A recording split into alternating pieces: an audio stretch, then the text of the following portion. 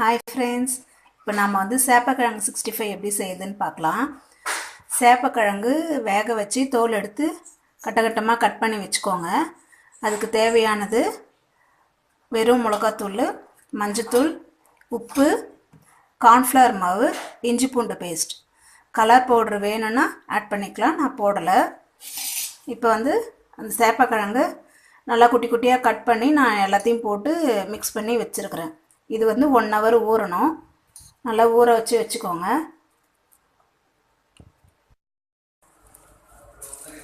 இதை பொரிக்கும் போதே இந்த மாவோட லெமன் கொஞ்சம் மிக்ஸ் பண்ணி முதல்ல பிசைஞ்சு வச்சிட்டோம்னா இன்னும் நல்லா டேஸ்ட்டாக இருக்கும். சிக்கன் 65 சாப்பிட்றவங்க லெமன் ஆட் பண்ணி சாப்பிடுவாங்க. அதே மாதிரி இதுக்கும் லெமன் புழிஞ்சு வச்சு சாப்பிட்லாம், நல்லாயிருக்கும் டேஸ்ட்டாக. இதுன்னு காட்டுறேன். இது ஒவ்வொன்றா எடுத்து 65 போடுற மாதிரியே போட்டுட்டுங்க. நான் கலர் போடலை. கலர் போட்டிங்கன்னா இன்னும் நல்லாயிருக்கும். அது உடம்புக்கு நல்லது இல்லைன்னு நான் போடலை. இது மாதிரி நீங்கள் போட்டு கொடுத்தீங்கன்னா பசங்க நல்லா விரும்பி சாப்பிடுவாங்க. நல்லா கிறிஸ்பியாக இருக்கும்.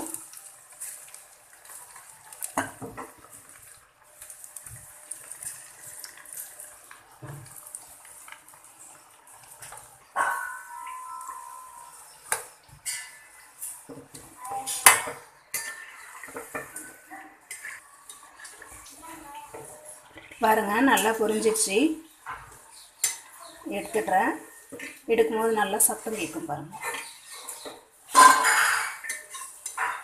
நல்லா கிறிஸ்பியாக இருக்கும்.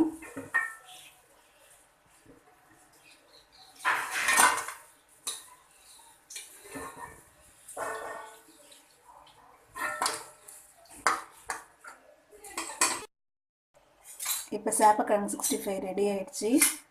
டேஸ்ட்டாக இருக்கும். நீங்கள் ட்ரை பண்ணி பாருங்கள். பார்த்துட்டு லைக் கொடுங்க. தேங்க்யூ.